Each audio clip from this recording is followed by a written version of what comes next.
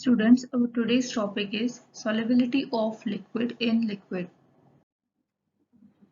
It is very important that we should have a knowledge of the solubility of liquid in liquid because in pharmaceutical preparations there are various preparations जिसमें कि हम क्या करते हैं एक liquid को एक लिक्विड के साथ मिक्स करते हैं जैसे कई हमारी लिक्विड फॉर्मुलेशंस होती है जिसमें लिक्विड जो है लिक्विड के साथ जो है मिक्स की जाती है तो अब उस लिक्विड की दूसरे लिक्विड के साथ किस तरह की सॉल्युबिलिटी है किस टाइप की मिसिबिलिटी है तो हमें उसका जो है प्रॉपर नॉलेज होना जरूरी है So on this basis the solution of liquid can be subdivided into three classes. तो ये classes कौन सी है? First is liquids miscible in all proportion इसमें क्या है कि ये वो टाइप के लिक्विड्स होते हैं जिनको आप किसी भी रेशो में अगर मिक्स करो तो उनकी क्या होगी एक मिसिबिलिटी होगी जैसे कि इसका एग्जांपल जो है that is ethyl alcohol and water ethyl alcohol और वाटर को आप जिस मर्जी प्रोपोर्शन में 1:2 1:1 2:1 जिस मर्जी प्रोपोर्शन में आप इनको मिक्स करो तो इन दोनों की मिसिबिलिटी जो है that will remain same means के दोनों ही आपस में मिसिबल होंगे next is liquids partially miscible तो इसमें क्या होगा कि ये वो टाइप के लिक्विड्स होते हैं ये वो लिक्विड्स होते हैं जिनकी आपस में मिसिबिलिटी होती है लेकिन वो कम होती है तो उनको हम क्या कहेंगे पार्शियली मिसिबल तो इसमें जो एग्जांपल है that is water and phenol next उसके बाद है लिक्विड्स वर्चुअली इमिसिबल तो ये वो लिक्विड्स होते हैं जो आपस में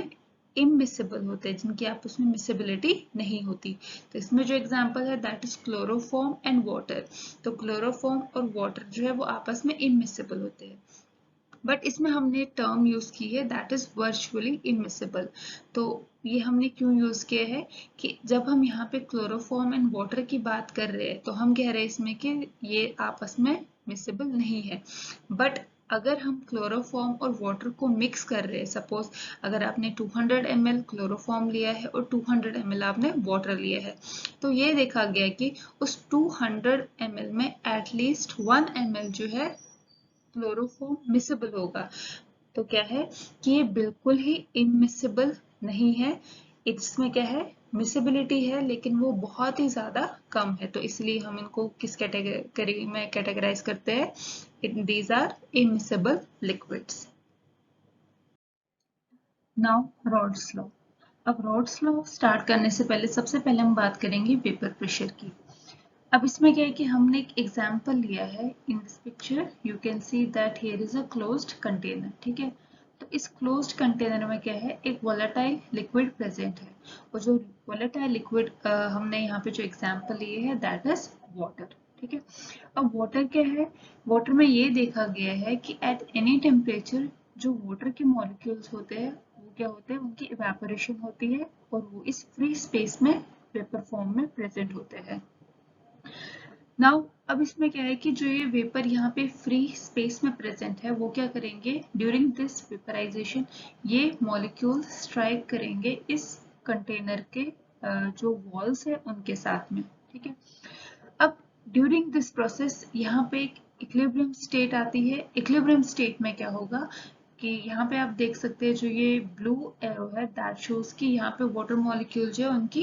इवेपोरेशन हो रही है एंड सेकंड आपके पास यहाँ पे रेड एरो है रेड एरो शोज कि जहाँ ये जो वाटर मॉलिक्यूल्स यहाँ पे फ्री स्पेस में प्रेजेंट है तो इनमें से कुछ जो वाटर मॉलिक्यूल्स है उनकी क्या हो रही है कंडेंसेशन हो रही है तो इक्विलिब्रियम कंडीशन पे क्या होगा कि रेट ऑफ इवेपोरेशन जो है that will be equal to the rate of condensation ठीक है ये दोनों जो है वो इक्विलिब्रियम में प्रेजेंट होंगे अब एट दिस इक्विलिब्रियम जो यहाँ पे मॉलिक्यूल्स जो वेपर यहाँ पे प्रेजेंट है फ्री स्पेस में जो कि इस कंटेनर के वॉल के साथ स्ट्राइक कर रहे हैं देन उसके बाद जैसे कुछ मॉलिक्यूल्स यहाँ पे कंडेंस हो रहे हैं तो ड्यूरिंग दिस प्रोसेस यहाँ पे क्या हो रहा है इस सरफेस पे एक प्रेशर डेवलप हो रहा है एट दिस इक्विलिब्रियम पॉइंट तो ये जो प्रेशर यहाँ पे डेवलप हो रहा है due to these vapour molecules of this water this is known as the vapor pressure ठीक है same thing is written here that water vaporizes at any temperature striking surrounding walls and exerting some pressure on walls this pressure is known as the vapor pressure अब इस पीछे हमने अभी बात करी about the vapor pressure and that vapor pressure was due to the one type of liquid, जो कि हमने क्या लिया था उसमें एग्जाम्पल वाटर का एग्जाम्पल, ठीक है ना। अब अगर हम यहाँ पे एज्यूम करते हैं, कंसिडर करते हैं कि आपके पास एक सिस्टम है यहाँ पे और इस सिस्टम में दो टाइप के लिक्विड्स प्रेजेंट है, लिक्विड 1 एंड लिक्विड 2, ठीक है। तो अब ये दोनों लिक्विड जो है दोनों ही वोलेटाइल नेचर के हैं, तो दैट मीन्स कि यहाँ पे जो ये फ्री स्पेस प्रेजेंट है इसमें दोनों ही लिक्विड के मॉलिक्यूल्स प्रेजेंट होंगे। तो इन वेपर्स की वजह से जो वेपर प्रेशर यहाँ पे डेवलप होगा, again that will B because of both these two types of liquids, तो दोनों ही लिक्विड्स का इसमें इन्वॉल्वमेंट होगा। तो इस केस में अगर आपने अभी वेपर प्रेशर फाइंड आउट करना है यहाँ पे, वो हम कैसे फाइंड आउट कर सकते हैं, it is determined by on the basis of or by using this Rolle's law। तो रोल्स लॉ के बेसिस पे हम क्या कर सकते हैं, वेपर प्रेशर को फाइंड आउट कर सकते हैं, ठीक है।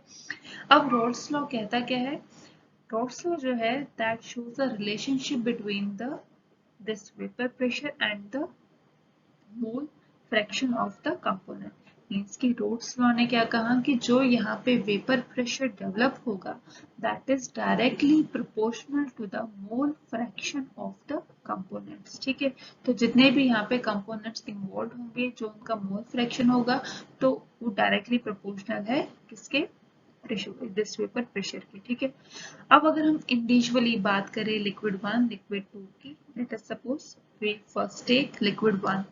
अब यहाँ पे हमने यहाँ पे बात कर रहे हैं लिक्विड 1 की, तो लिक्विड 1 की वजह से जैसे जो ये ग्रीन यहाँ पे स्फेरिकल जो है that are of liquid 1 let us suppose. तो अब अगर हम बात करते हैं वेपर प्रेशर ऑफ लिक्विड 1, तो लिक्विड का जो वेपर प्रेशर है that is directly proportional to the mole fraction of this liquid 1, ठीक है। तो अब अगर हम ये प्रोपोर्शनलिटी साइन यहाँ से हटाते हैं तो हमारी जो इक्वेशन बनेगी वो क्या बनेगी, P1 is equal to P1 not into X1, ठीक है।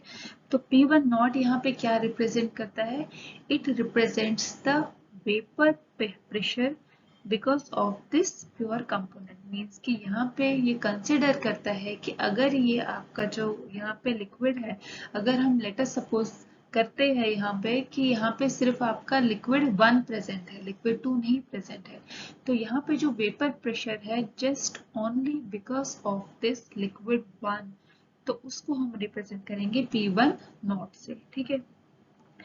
अब उसके बाद हम बात करेंगे लिक्विड 2 की। इसी तरह से लिक्विड 2 की वजह से जो यहाँ पे वेपर प्रेशर होगा वो किसके डायरेक्टली प्रोपोर्शनल होगा, to the mole fraction of the liquid 2।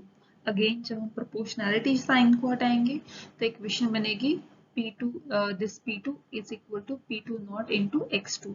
अब यहाँ पे P2 नॉट क्या रिप्रेजेंट करता है, अगेन ये रिप्रेजेंट करता है vapour pressure because of this liquid 2। Means कि यहाँ पे अगर हम एज्यूम करते हैं कि सिर्फ आपका लिक्विड 2 प्रेजेंट है, तो यहाँ पे दैट मीन्स कि जो ये फ्री स्पेस है यहाँ पे जो मॉलिक्यूल्स होंगे that will B only of liquid 2। तो वेपर प्रेशर जो होगा वो सिर्फ किसकी वजह से होगा, लिक्विड 2 की वजह से, तो उसको हमने यहाँ पे P2 नॉट से रिप्रेजेंट किया है।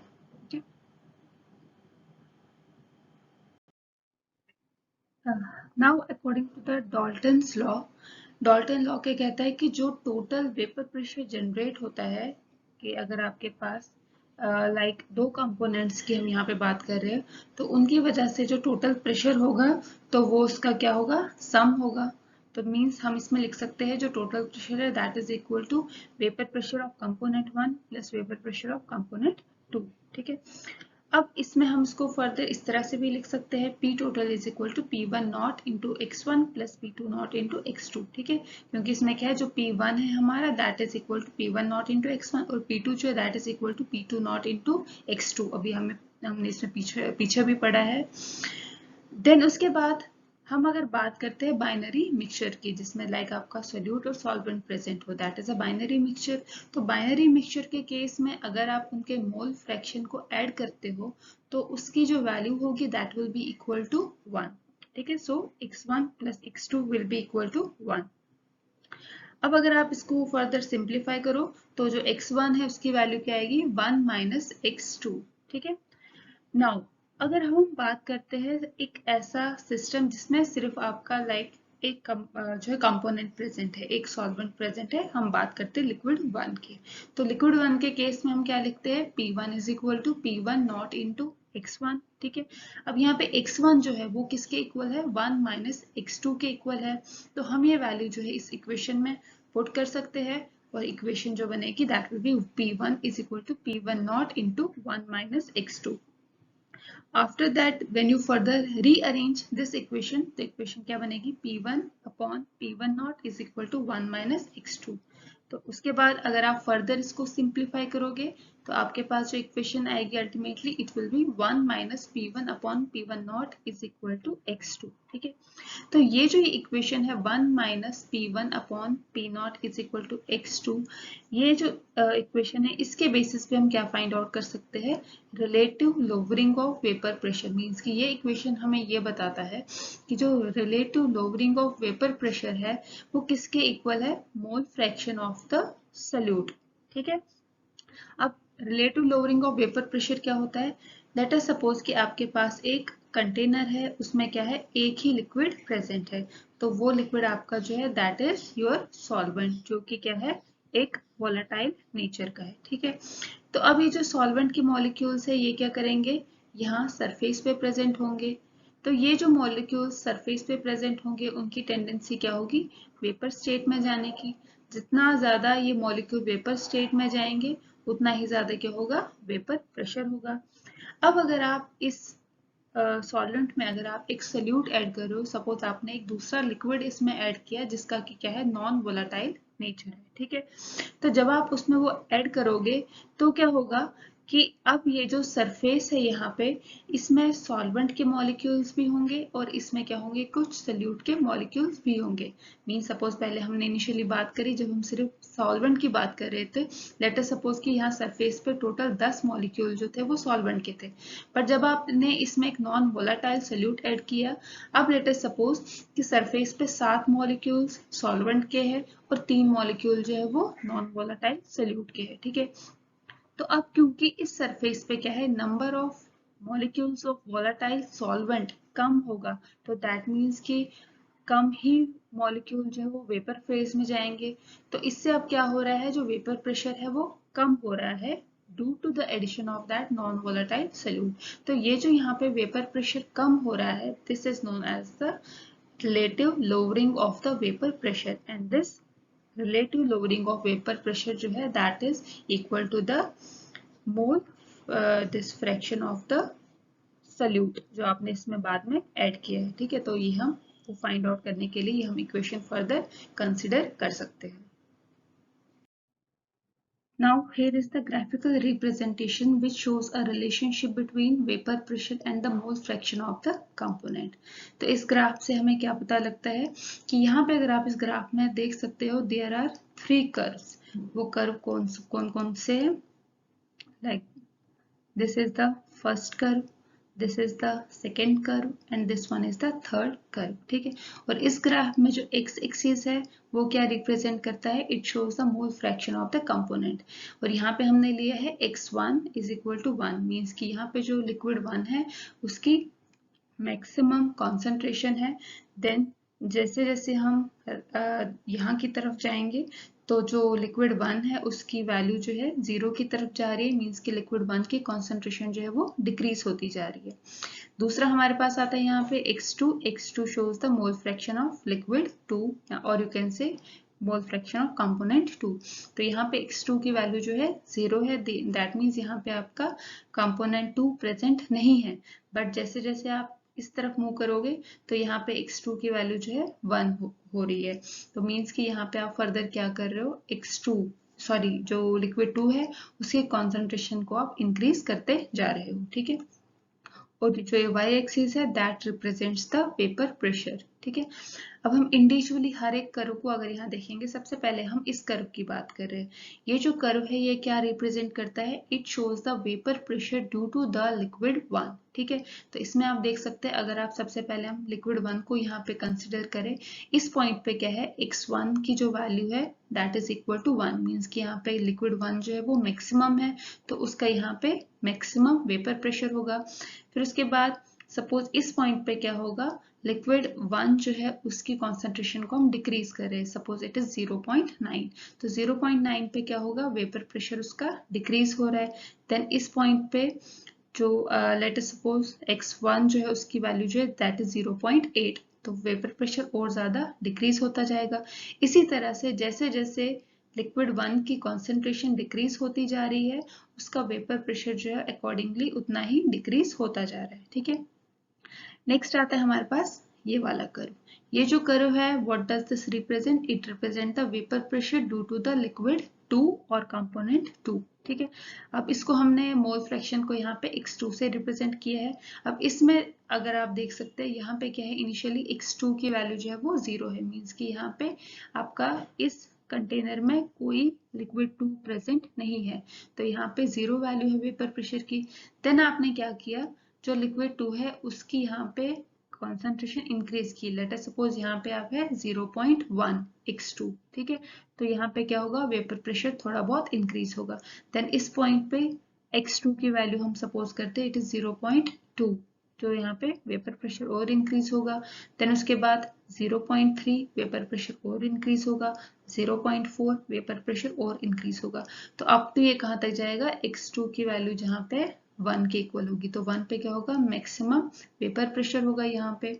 तो ये क्या शो करेगा अब इस तरह से, किस तरह से वेपर प्रेशर जो है वो डिपेंड करता है मोल फ्रैक्शन पे। ठीक है, उसके बाद आता है हमारा ये वाला कर्व। ये वाला कर्व शो करता है द टोटल वेपर प्रेशर। अब इसमें क्या है, लेट अस सपोज हम इस पॉइंट की बात करें। अब इस पॉइंट पे क्या है, x1 जो है दैट इज 1, x2 जो है वो 0 है, तो जो हम वेपर प्रेशर कहेंगे that is totally due to the liquid 1, तो यहाँ पे ये वेपर प्रेशर की वैल्यू आएगी। ठीक है, अब जब हम आगे चलते हैं, इस पॉइंट पे क्या है, लेट अस सपोज x1 जो है दैट इज 0.9 और x2 जो है दैट इज 0.1, तो टोटल आपका मोल फ्रैक्शन 1 के इक्वल आएगा यहाँ पे। तो यहाँ पे अब क्या आएगा वेपर प्रेशर की वैल्यू, कि कुछ वेपर प्रेशर जो है that is due to the liquid 1 जिसकी वैल्यू ये है, एंड कुछ वेपर प्रेशर जो आपने 0.1 इसमें लिक्विड 2 ऐड किया है उसकी वजह से जो वेपर प्रेशर है वो उसकी वैल्यू यहाँ पे हम शो करेंगे। ठीक है, क्योंकि वो कम है एज कम्पेयर टू लिक्विड 1, क्योंकि आपका लिक्विड 2 जो है यहाँ पे कम प्रेजेंट है। तो आपका जो टोटल प्रेशर होगा वो होगा sum of the vapour pressure of both these two liquids. तो जब इन वैल्यूज को आप ऐड करोगे तो ऐड करके आपके पास नेट वैल्यू जो होगी वो यहाँ पे आप पुट करोगे। अगर आप इसी चीज को ग्राफ पेपर पे अगर आप प्लॉट करो इसे, अगर आप इन वैल्यूज को पुट करो, देन जब हम फर्दर इस पॉइंट को अगर देखेंगे, सपोज लेट अस सपोज कि यहाँ पे x1 जो है दैट इज 0.8 और जो x2 है दैट इज 0.2, तो x1 की वजह से जो वेपर प्रेशर होगा उसकी वैल्यू हमने यहाँ पे पुट करी, और x2 की वजह से जो वेपर प्रेशर है दैट इज इक्वल टू 1। तो इस वैल्यू को और इस वैल्यू को जब आप ऐड करोगे तो अल्टीमेटली आपके पास जो वैल्यू आएगी यहाँ पे वो आप यहाँ पे पुट करोगे। तो इसी तरह से इसमें क्या है, मोल फ्रैक्शन जो है वो चेंज होता जाएगा और ये जो वेपर प्रेशर है उसकी वैल्यू भी जो है वो चेंज होती जाएगी, तो नेट आपके पास इस तरह का ग्राफ आएगा। ठीक है, तो this shows the relationship between vapour pressure and the mole fraction. और इसी के बेसिस पे हम फर्दर किसको एक्सप्लेन कर सकते हैं, आइडियल सॉल्यूशंस को।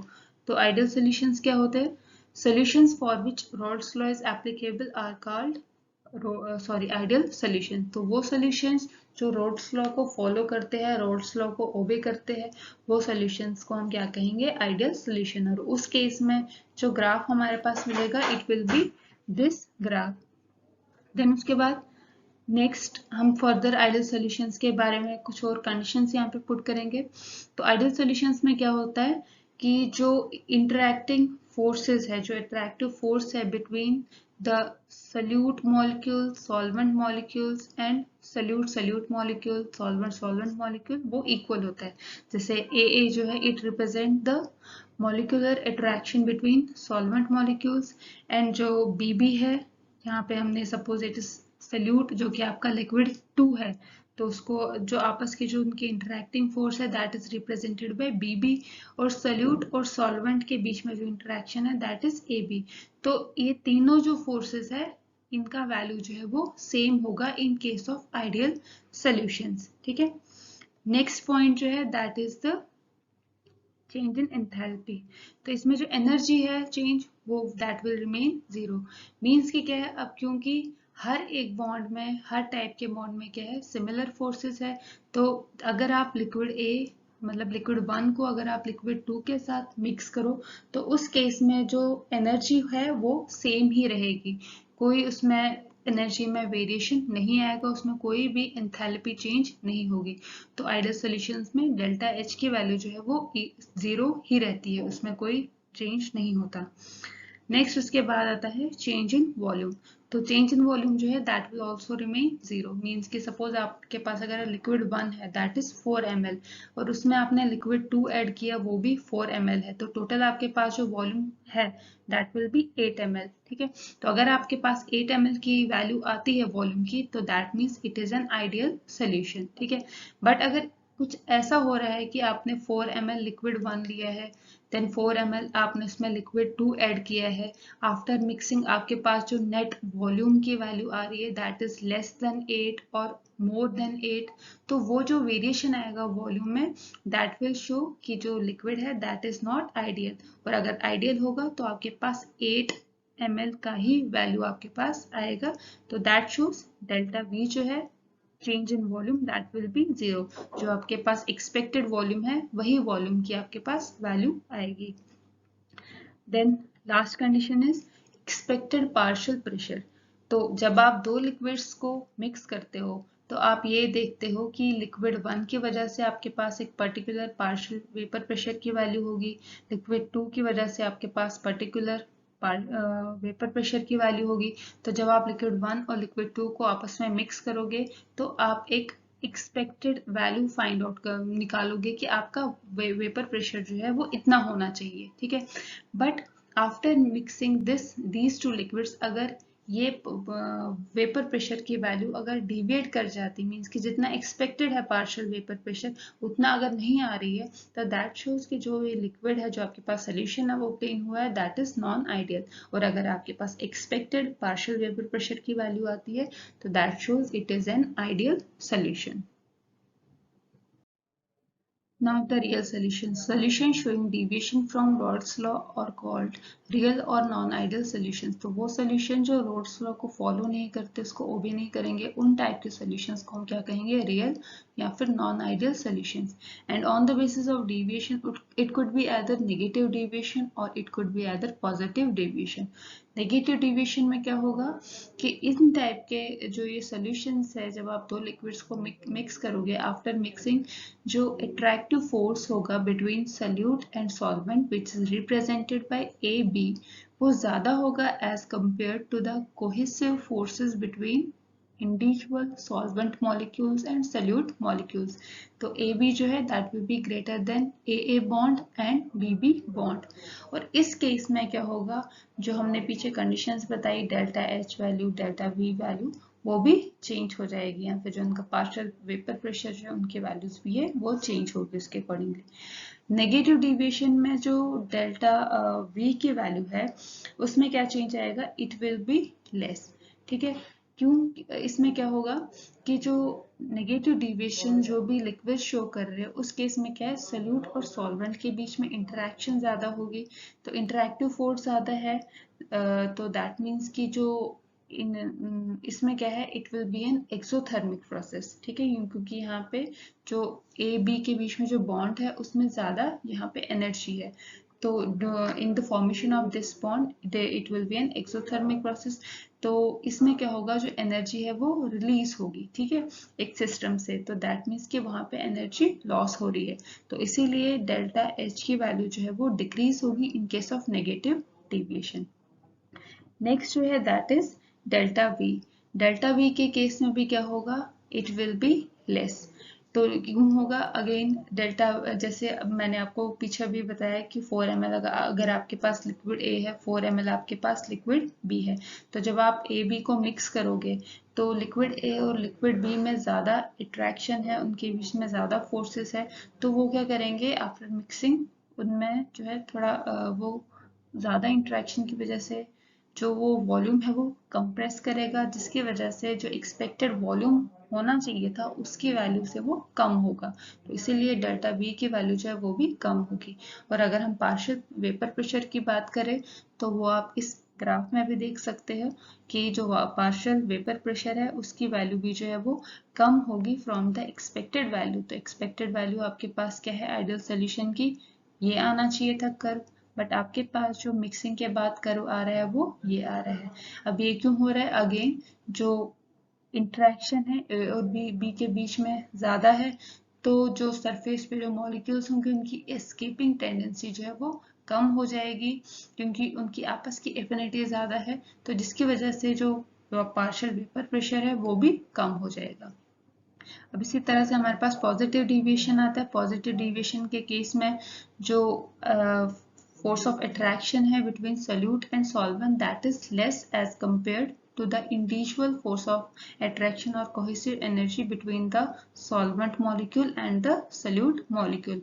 और इस केस में क्या है कि अगर हम अगेन एनर्जी को देखें तो एनर्जी की वैल्यू जो है वो ज़्यादा होगी as compare to these type of liquid showing negative deviation, और जो इसमें वॉल्यूम होगा वो भी ज़्यादा होगा, क्योंकि क्या है कि जब दो लिक्विड्स के बीच में इंटरेक्टिव फोर्स जो है वो कम है as compare to this A B B, तो उसमें क्या होगा इतनी ज़्यादा विजिबिलिटी नहीं होगी, तो ड्यू टू विच उसमें क्या होगा जो वॉल्यूम होगा वो एक्सपेक्टेड वैल्यू से थोड़ा बहुत डिविएट कर जाएगा, वो थोड़ा ज़्यादा आ जाएगा, तो it shows a positive deviation. और अगेन पार्शियल वेपर प्रेशर के केस में भी अगर हम देखें तो पार्शियल वेपर प्रेशर जो है वो एक्सपेक्टेड वैल्यू से ज़्यादा होगा।